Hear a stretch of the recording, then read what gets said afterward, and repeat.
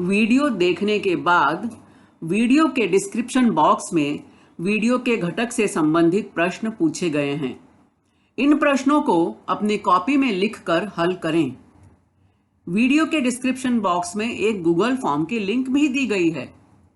Link खोलकर इस form को जरूर भरें।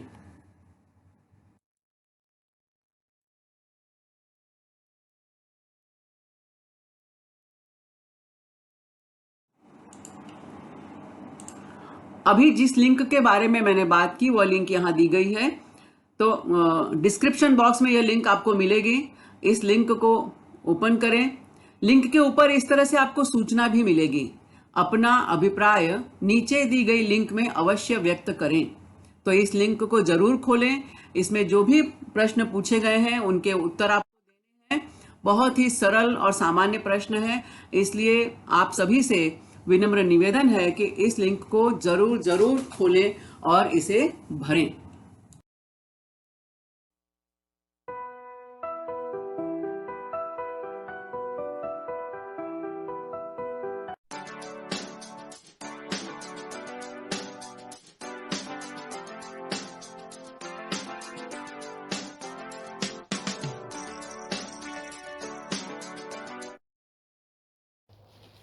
नमस्कार, प्रणाम, आदाब।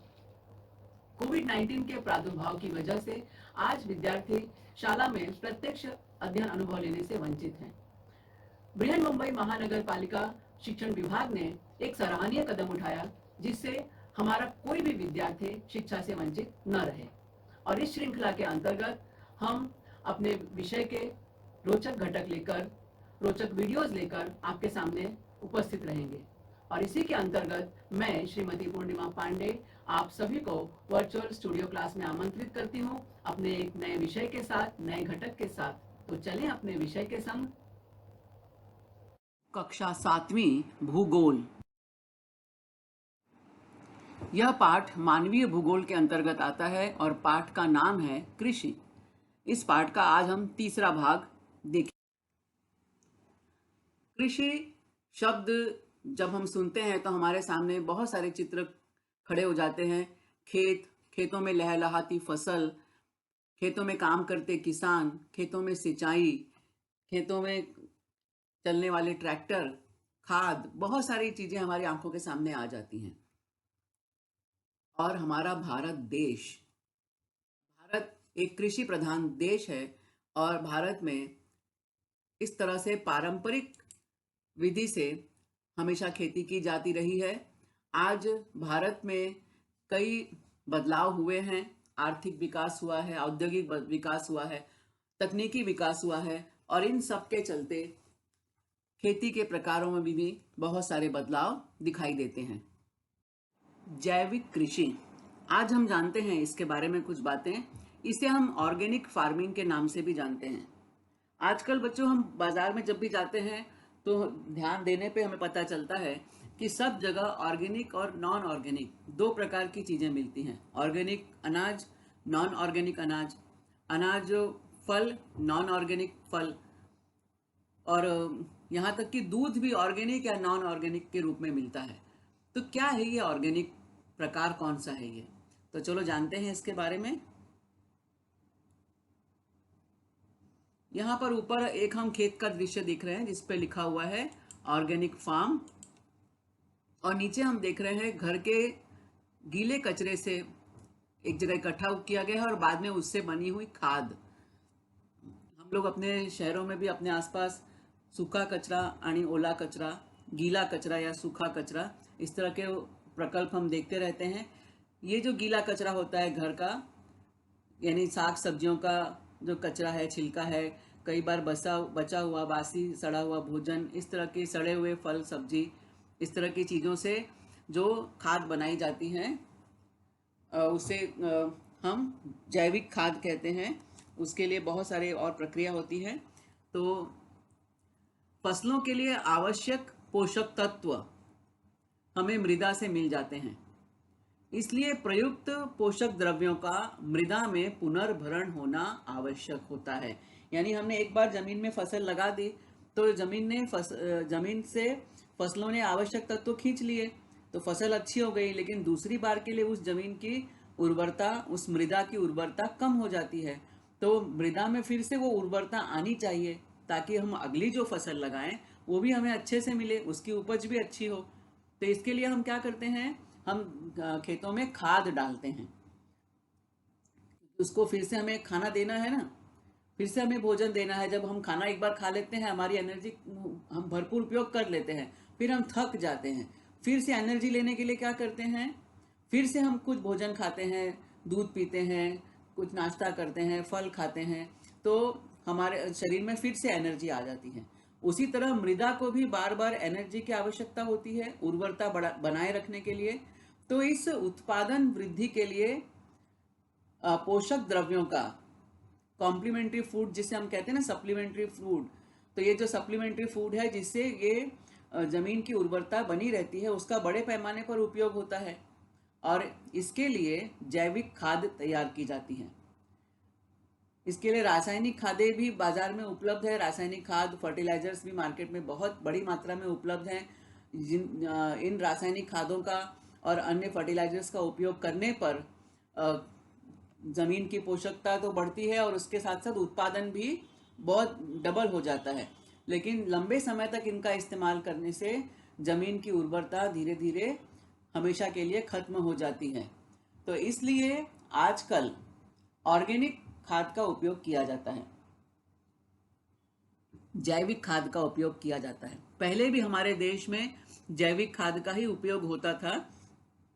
हर घर में ढोर होते थे, गाय, बैल, भैंस, तो इनका जो गोबर है इसको खेतों में, इसकी खाद बना के खेतों में डाल दी जाती थी और हमारे खेतों की उर्वरता बनी रहती थी। लेकिन इसमें उत्पादन उतना ज़्यादा नहीं होता था। जब व्यापारिक कृषि का आगमन हुआ तो व्यापारिक कृषि में बड़े पैमाने पर खेती करनी है, बड़ी मात्रा में हमें उत्पादन करना है, तब उसके लिए रासायनिक खादों का उपयोग शुरू हुआ। तो रासायनिक खादों से उत्पादन तो बढ़ा, लेकिन धीरे धीरे जमीन भी बंजर होने लगी, और वो होती है। और लगातार लंबे समय तक रासायनिक खादों के द्वारा पैदा किए गए यदि अनाज का हम उपयोग करते हैं, तो हमारे शरीर में भी वो रासायनिक जो तत्व हैं, वो केमिकल्स जो हैं, इनडायरेक्टली हमारे शरीर में पहुंचते रहते हैं और कई बीमारियों को जन्म देते हैं। तो इसलिए फिर से हम लौटकर जैविक खाद की तरफ पहुंच गए हैं। और ये जैविक खाद बनाई जाती है, किस तरह से बनाई जाती है हम, तो खरपात को भूमि में सड़ाना, यानी अपने खेतों में या जमीन के आसपास जो सूखे पत्ते हैं, कचरा है, उसको जमीन में पानी डालकर सड़ाना।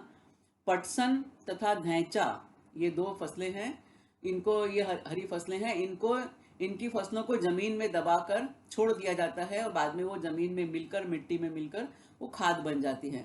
तो इस तरह की खाद भी जो है वो जैविक खाद कहलाती है। गोबर खाद एवं कंपोस्ट खाद, ये हमारे भारत में पहले भी इनका उपयोग बहुतायत में किया जाता था।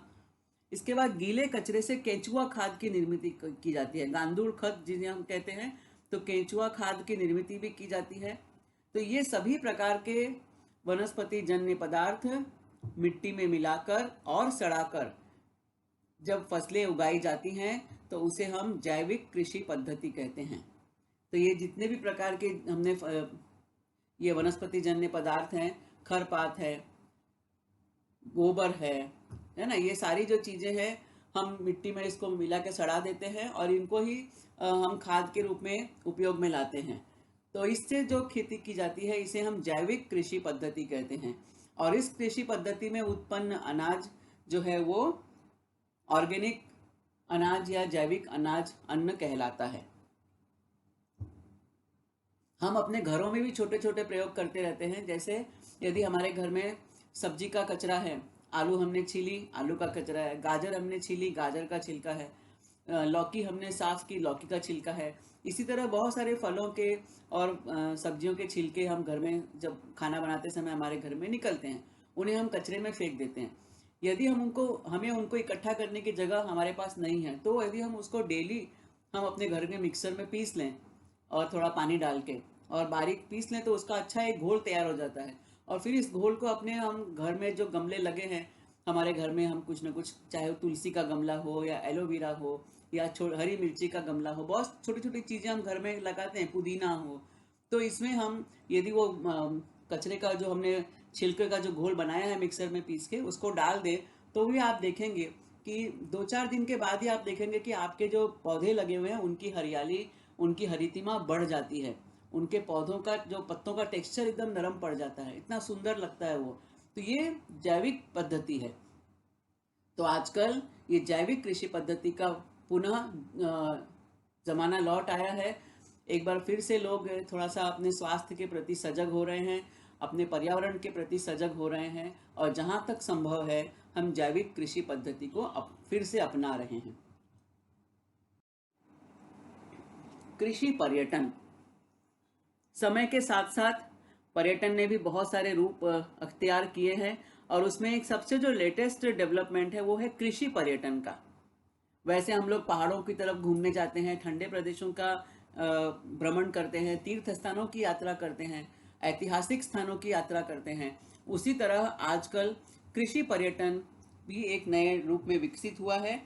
ये कृषि व्यवसाय का एक नया क्षेत्र है, और इस चित्र में भी आप देख रहे हैं कि यहाँ पीछे कुछ लोग हैं जो खेतों की तरफ निरीक्षण करते हुए जा रहे हैं। यहाँ जो कुछ लोग हैं ये फलों के बागानों को ध्यान से देख रहे हैं और खुश हो रहे हैं, आनंदित हो रहे हैं। तो चलो जानते हैं कृषि पर्यटन के बारे में। एग्रो टूरिज्म या कृषि पर्यटन। अब हम यहाँ देख रहे हैं बहुत सारे लोग हैं जो परिवार के साथ, अपने मित्रों के साथ ये खेतों की सैर करने के लिए गए हैं, और यहाँ वो खेतों में किस तरह से किसान काम करते हैं, कैसे ये सब्जियां उगाई जाती हैं, कैसे ये फल पैदा किए जाते हैं, तो ये सारी पद्धतियों को, प्रणालियों को नज़दीक से जान रहे हैं। तो आज के ज़माने में जब शहरीकरण इतना बढ़ चुका है, लोग अपने गाँव से कट चुके हैं, तो हमें हमारी वर्तमान पीढ़ी को कैसे पता चलेगा कि भाई खेतों में किसान को कितनी मेहनत करनी पड़ती है। हम तो दुकान पे जाते हैं और 150 रुपये किलो चावल, 150 रुपये किलो दाल, 60 रुपये किलो चावल, 80 रुपये किलो चावल, 50 रुपये किलो गेहूँ खरीद लाते हैं। हम मटर खरीद लाते हैं, चना खरीद लाते हैं, लेकिन हमें ये नहीं पता है ना कि ये चना, ये मटर, ये गेहूँ, ये धान, ये चावल, ये इसको खेतों में पैदा करने में किसान को कितनी कड़ी मेहनत से गुजरना पड़ा है। तो इसके लिए कृषि पर्यटन को आजकल बढ़ावा मिल रहा है, ताकि वर्तमान पीढ़ी को जो गांव से, खेतों से, अपनी ज़मीन से कट चुकी है, उसे भी इस कृषि के बारे में कुछ जानकारी मिले। तो शहर से दूर प्रदूषण मुक्त स्थानों पर कृषि संबंधी प्रक्रियाओं को जोड़कर कृषि जीवन के दर्शन कराए जाते हैं।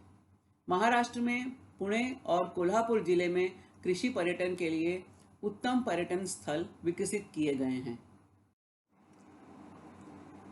कृषि प्रधान देशों में ग्रामीण भागों की संस्कृति, रीति रिवाज और जीवन का उपयोग कृषि पर्यटन के लिए किया जाता है। किसान, उसकी खेती बाड़ी, घर, भोजन, परिसर, इन सब के प्रति शहरी लोगों में जिज्ञासा और कौतूहल होता है। अतः अनेक लोग कृषि पर्यटन हेतु गांव में जाते हैं। इससे किसान एवं उस गांव के लोगों को आर्थिक लाभ मिलता है। अब एक साथ में 40-50 लोग चले गए किसी गांव में घूमने के लिए, खेती देखने के लिए, कृषि पर्यटन के लिए, तो अब उतने लोग गए तो उतने लोगों के लिए चाय बनेगी, तो चाय की दुकान होगी तो वो चाय चलेगी। अब चाय की दुकान में बिकने वाला मिट्टी का कुल्हड़ होता है जिसमें हम चाय पीते हैं, तो वो मिट्टी के कुल्हड़ की खपत होगी, ईंधन की खपत होगी, है ना। तो इससे लोगों को रोजगार भी मिलता है, किसान को और उस गांव के अन्य लोगों को आमदनी होती है, आर्थिक लाभ मिलता है। तो कृषि पर्यटन बहुत सारे दृष्टिकोणों से आज के ट्रेंड में बहुत ज़रूरी हो गया है।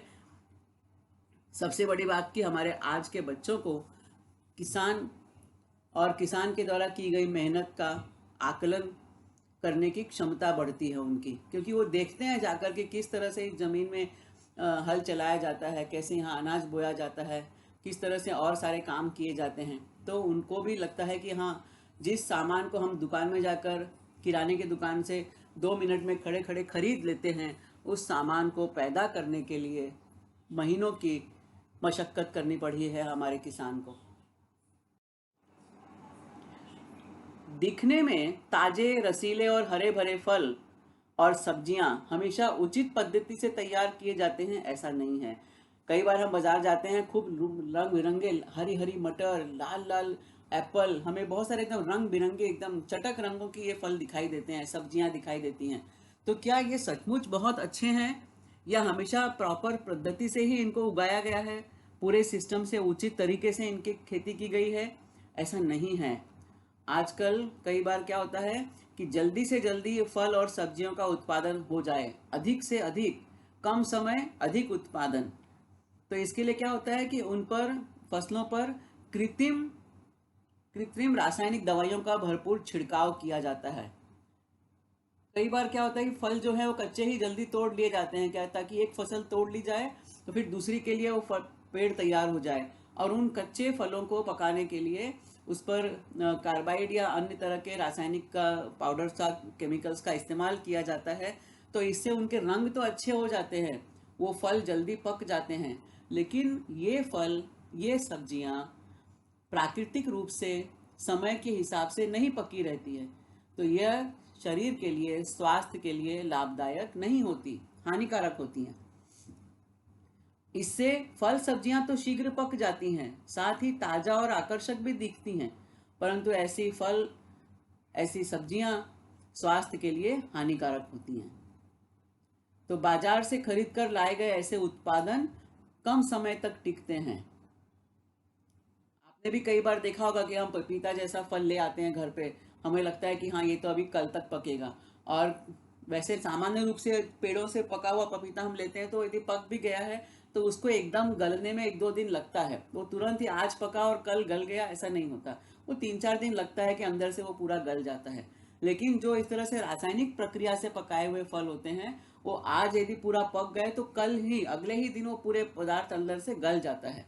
तो ये दोनों में अंतर होता है, और ऐसे उत्पादन कम समय तक टिकते हैं। एक बार पक गए तो फिर उनका टिकना मुश्किल होता है। यहाँ पर हम देख रहे हैं एक पौधा गमले में लगा हुआ है, हरा भरा है, ध्यान से देखिए इसको। अब हम दूसरा एक पौधा देख रहे हैं, ये भी हरा भरा है, लेकिन ये थोड़ा, इससे जो है ये पौधा तंदुरुस्त लग रहा है।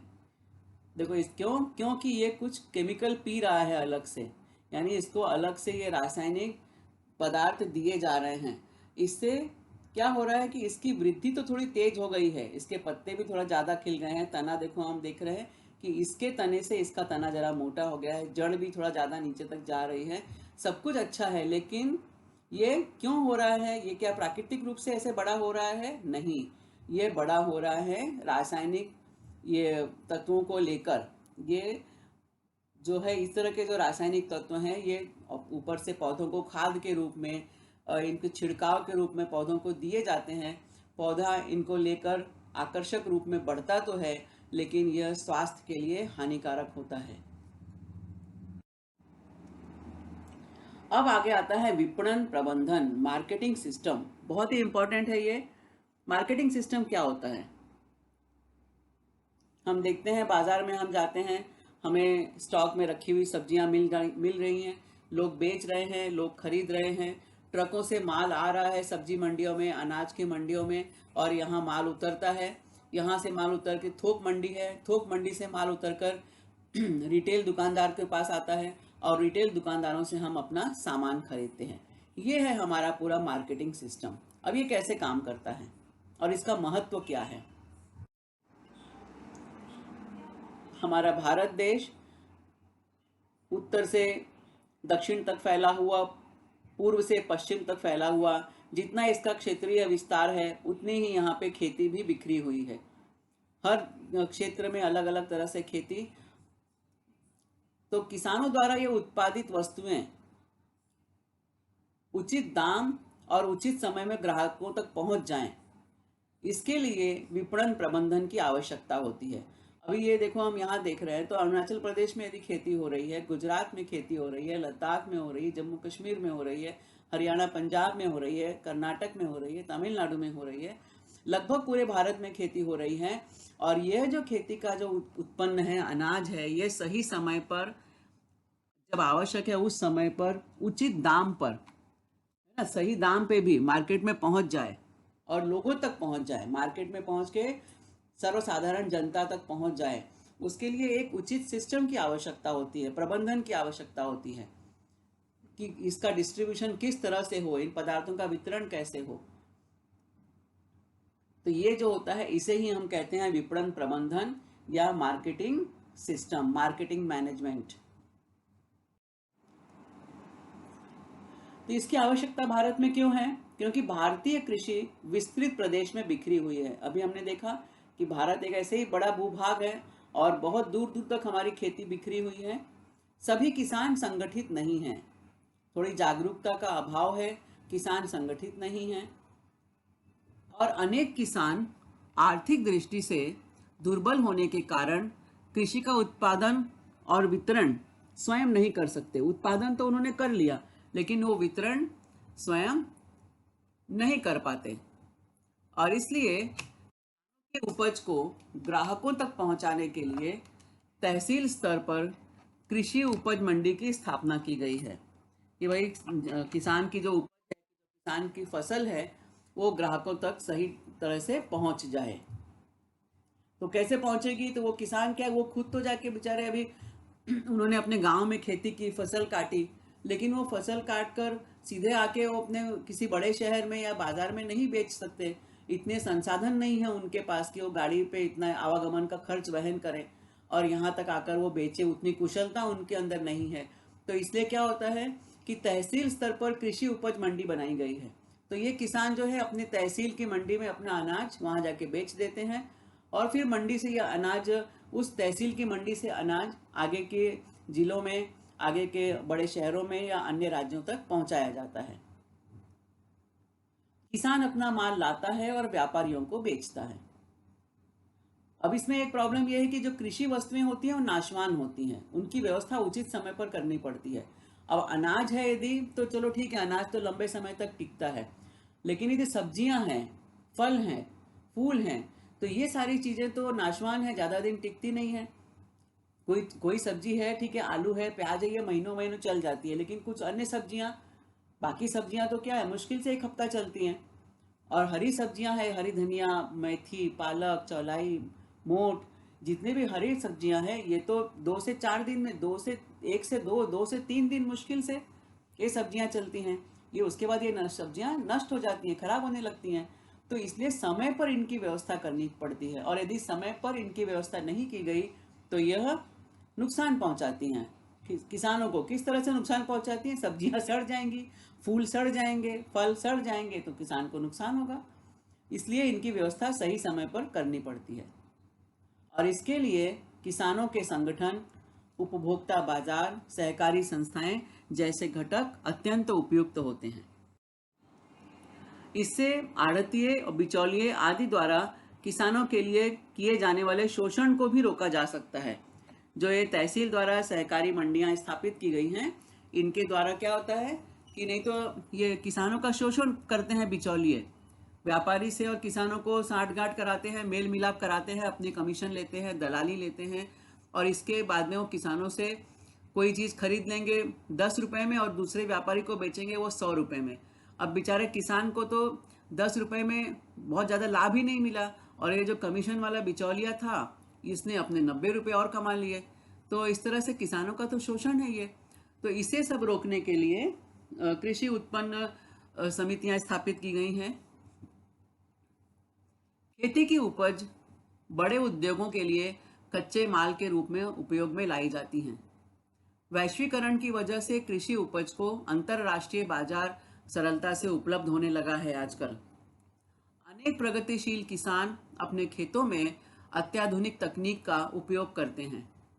साथ ही खेत में उगने वाली फसल को योग्य प्रकार से पैक करके बेचते हैं। पैकेजिंग भी बहुत इंपॉर्टेंट है कि सामान को किस तरह से पैक किया जाए ताकि वो ग्राहक तक अच्छी स्थिति में पहुंचे, 10 हाथ उसमें अलग अलग हाथ न लगे, उसकी जो गुणवत्ता है वो बनी रहे, उसकी स्वच्छता बनी रहे, और वो साफ सुथरे रूप में, स्वस्थ रूप में ग्राहक तक पहुंच सके। इसलिए अच्छी पैकिंग भी बहुत ज़रूरी होती है।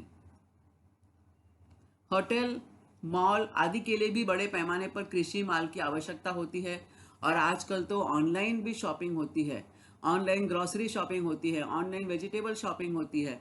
इंटरनेट की सहायता से विज्ञापन द्वारा देश के भीतर और अंतरराष्ट्रीय स्तर पर भी माल बेचा जाता है। तो ये सारी चीज़ें जो हैं ये विपणन प्रबंधन या मार्केटिंग मैनेजमेंट के अंतर्गत आती हैं।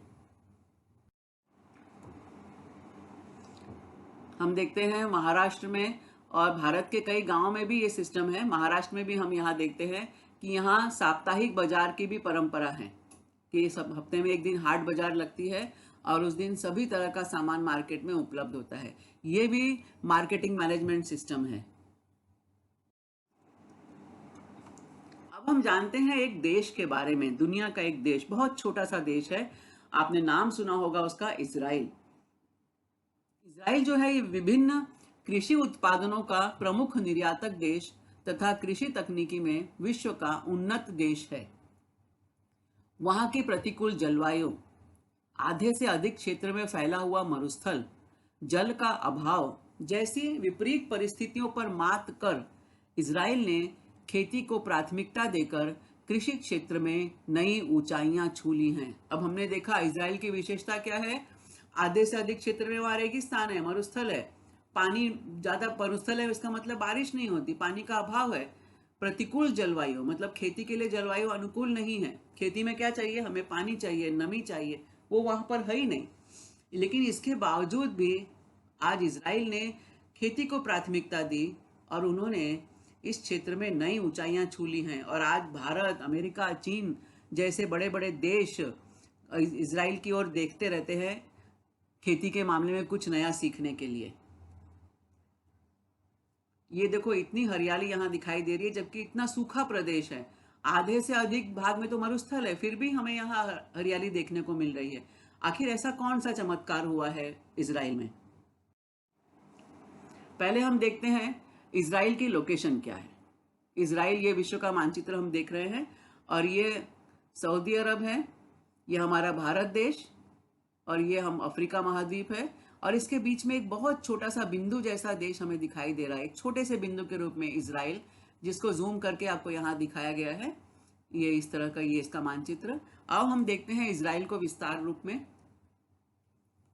तो यदि हम देखें ये सऊदी अरब, हमने ये देखा था ये सऊदी अरब, तो अभी ये सऊदी अरब है, ये इजिप्ट है, यहाँ इराक है, ये ईरान है, यहाँ पर सीरिया है और यहाँ पर ये छोटा सा जिसको सर्कल से दिखाया गया है, छोटा सा ये जो राष्ट्र है ये है इजराइल। अब देखो कितना दुनिया के नक्शे पे देखा जाए तो इतने बड़े बड़े देशों के बीच में एक छोटे से बिंदु के जैसा देश है ये, लेकिन आज इसने इतनी ऊंचाइयां प्राप्त की हैं कृषि क्षेत्र में कि सारी दुनिया उसका लोहा मानती है। इजराइल, ये हम देखें इसी इजराइल को थोड़ा बड़े रूप में हम देखते हैं तो ये है हमारा इजराइल का मानचित्र।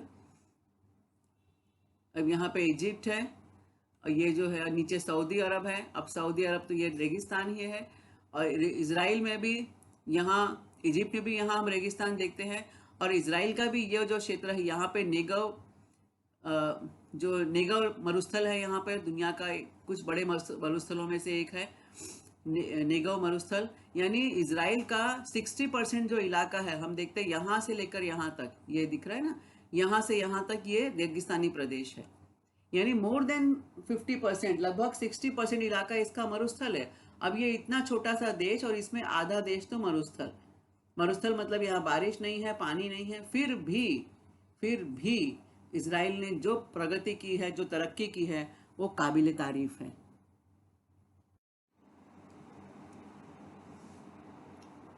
लगभग 60% इजराइल के क्षेत्र पर नेगेव रेगिस्तान का कब्जा है। मतलब नेगेव रेगिस्तान जो है यहाँ 60% क्षेत्र को आच्छादित किए हुए है। यहाँ हम देख रहे हैं जॉर्डन है, यहाँ डेड सी यानी मृत सागर। ये मृत सागर एक ऐसा अजूबा है कि यहाँ पे इसके समुद्र के पानी का घनत्व इतना ज़्यादा है कि इसमें कोई चीज़ डूबती ही नहीं है। जिसको तैरना नहीं आता वो भी इसमें नहीं डूबता। ये इतना एक अजूबा वाला सागर है दुनिया का, इसे डेड सी या मृत सागर कहते हैं। और ऐसे सूखे प्रदेश में, ऐसे सूखे राष्ट्र में इतनी हरियाली, ऐसी खेती, ये क्या है और ये कैसे है? इजराइल की खेती और वहां की तकनीकी का दुनिया भर में डंका बजता है। इजराइल ने कुछ ऐसे प्रयोग किए हैं जिन्होंने दुनिया को राह दिखाई है। वो रेगिस्तान में मछली पालते हैं, ओस से पानी बनाते हैं। अब सोचो, रेगिस्तान में जहाँ पानी पीने को नहीं मिलता वो मछली पालन करते हैं, और मछली के लिए तो पानी ही पानी चाहिए। अब पानी कहाँ से लाते हैं वो? युवा किसानों का देश कहे जाने वाले इजराइल ने खेती से जुड़ी कई समस्याओं पर न सिर्फ विजय पाई है, बल्कि दुनिया के सामने खेती को फायदे का सौदा बनाने के उदाहरण भी रखे हैं। ये उन्होंने एक ऐसा बैग बनाया है, अन्न कोश जिसे कहते हैं। इसमें रखा हुआ अनाज लंबे समय तक फ्रेश रहता है और खराब भी नहीं होता। क्योंकि खेती में क्या है कि हम लोग जो खेती किया, तो अनाज की खेती है तो चलो ठीक है, लेकिन इसके अलावा जैसे मैंने कहा फल है, फूल हैं, सब्जियां हैं, इनकी जब खेती की जाती है तो ये तो बहुत जल्दी खराब होने लगते हैं। तो इनको सुरक्षित रखने के लिए बड़े बड़े गोदाम, और गोदाम में भी उसके लिए पर्टिकुलर टेम्परेचर चाहिए रहता है, तभी ये सामान सुरक्षित रहते हैं। तो इजराइल ने इस तरह के बैग बनाए हैं, बड़े बड़े बैग, जिनमें रखा हुआ अनाज भी काफी लंबे समय तक खराब नहीं होता, फ्रेश रहता है।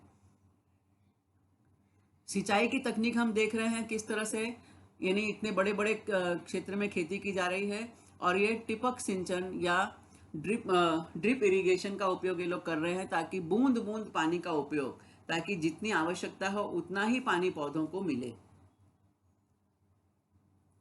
इसके अलावा ये एक अलग तरह की ट्रे बनाई गई है, और इस ट्रे में पौधे लगाए जाते हैं। और इस ट्रे से क्या फायदा होता है? ये ट्रे क्या करती है, ये हवा से ओस की बूंदों को निचोड़ने की सिस्टम है इसमें। हवा में पानी की बूंदें होती हैं, हम सब जानते हैं, जल वाष्प। तो हवा से वो जल वाष्प को किस तरह से ग्रहण करना है, तो ये जो ट्रे है इसे टालियास ट्रे कहते हैं। और इस ट्रे के जरिए ओस से सिंचाई की जाती है, यानी हवा में जो पानी की बूंदें हैं उससे सिंचाई की जाती है, और बड़े पैमाने पर उपज भी प्राप्त की जाती है। ये है इजराइल के युवा वैज्ञानिकों का चमत्कार। ये है इजराइल के युवा वैज्ञानिकों का रिसर्च, उनका शोध है ये। और उन्होंने अथक परिश्रम से ऐसे अनेक शोध कार्य किए हैं और उनको व्यवहारिक रूप में अपनाया है, और जिससे आज पूरी दुनिया में इजराइल का डंका बजता है। यह वीडियो देखा, सुना और समझा। मुझे पूरा विश्वास है कि यह वीडियो आपको पसंद आया है। इसे अधिकाधिक देखें, लाइक करें, सब्सक्राइब करें, अपने साथियों के साथ शेयर भी करें। आपके सुझाव और आपके कमेंट्स नीचे कमेंट्स बॉक्स में अपेक्षित हैं। कृपया हमें इनसे जरूर अवगत कराएं। तो मिलते हैं अगले वीडियो में किसी नए विषय के साथ, किसी नए घटक के साथ। तब तक धन्यवाद।